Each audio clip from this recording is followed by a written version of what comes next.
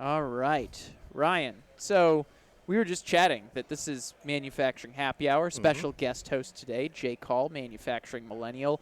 In Manufacturing Happy Hour fashion, this is supposed to be a conversation as if we were having drinks. So if we were having a beer or a whiskey or whatever it may be, what would be the drink of choice right now? Ooh, Lead us off with that. I usually like to start off with an IPA. Okay. Something a little more hoppy. Yeah. But then from there I kind of taper off into some of the lighter stuff. Maybe a wit beer or something along those lines. What IPA would we be drinking right now? Feel free to pick something super niche from home as well. I mean, as I say, I'm from Minnesota, so probably like a Surly Furious typically. Nice Great pick. choice. I know, right? Yeah. Nice pick. Yeah. Excellent. Well, that was my first question. Jake, you've got the real first question. Yeah, and I think what we're here is when people think of the company SICK, they think of... What does it stand for? Yeah, well, it's a Sick German product, yo. Wait, does SICK actually stand for something? No. Oh, okay. I was going to break down something new today. I never knew it was an acronym. Yeah. Yeah. It is not. It is not. It is yes, not. we've Correct, confirmed. We've learned something today. Yeah. But when you classify as SICK, SICK's everything from sensors to cameras to traceability manufacturing. You're a massive company. Yeah. But more specifically, when we tie into what you're looking at in the market, where do you see SICK's biggest impact when it comes to manufacturers, and more specifically, we're here at the Autonomous Mobile Robot and Logistics Show and the Vision Show. Yep. Where do you see the part that you take in our industry? Oh, gosh. I mean, AMR space, the autonomous robots are growing massively, right? With a lot of the 2D LiDAR solutions that we've always had, right? But, with the introduction of a lot of the 3D snapshot technology now, too, getting more of a space image than a planar image there. Seeing a lot of growth on that side of things. On the machine vision side of things, where I kind of more focus on my, specialty, seeing a lot of interest in the logistics space. Obviously there's a lot of inline inspections, workforce, trying to get people. So seeing a lot more interest in like, hey, we need to automate some of these things. We need to, inspect because we just can't get the people anymore, or we need somebody to help develop custom solutions. We get into the systems play, we get into serial products. So kind of a breadth of as far as easy configurable to, very high speed, high resolution, advanced, applications. Absolutely. So we fit into a lot of those spaces there. So we're talking applications. What is the most impressive application you've seen lately? What are you most excited about? Whether it's just something that was super cool or something that's like showing the direction that the industry is going.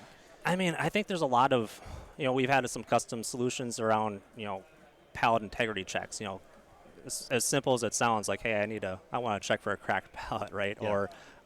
Or even just those defects that you can't predict, so getting away from, basically image-based processing, saying, okay, here's my golden sample. Now we're getting to some more of the deeper AIs and starting to see more predictive analyses that I hadn't seen in the 5 years that I've been here. So inspecting the unknown or the unpredictable is kind of where I've seen a lot of interesting things go through.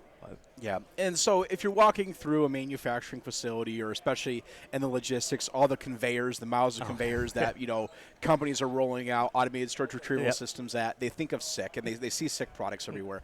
But what does it look like for SICK being one of the solutions that you look at? For example, 3D bin picking, right? Yep. We're out there, you guys are providing the sensors, but you're not doing the robots, you're not doing the clamping.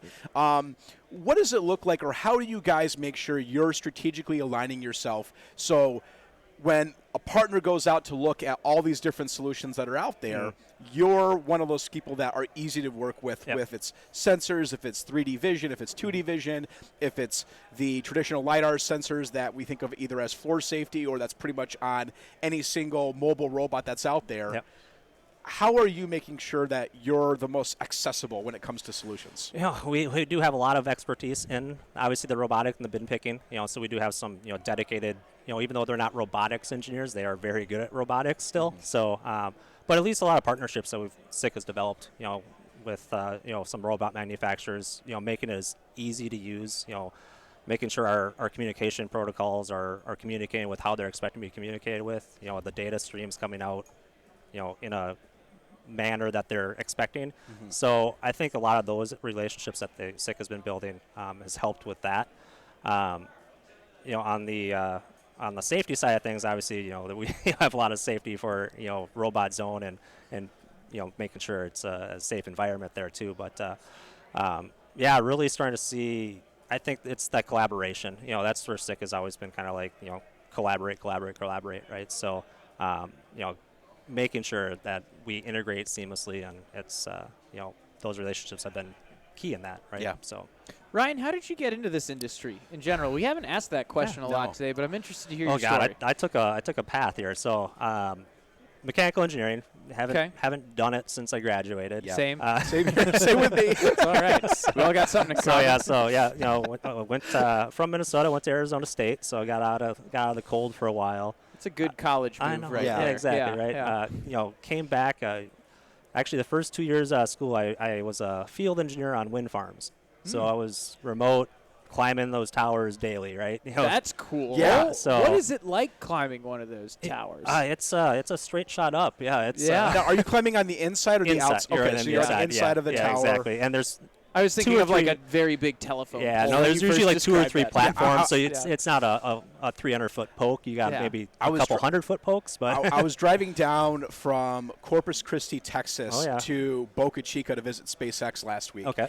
And there was literally for Texas being viewed as an oil state, a lot of wind down I there, have yeah. never seen so many Yeah. wind towers in my entire There's a lot life. of flat land Yeah. that does not do much, but Yeah. like has wind coming across Yeah. it. So I'm glad to see they're going that direction as well. But so I did that for a bit, and then I, from that point on, after I got sick of living in the middle of nowhere.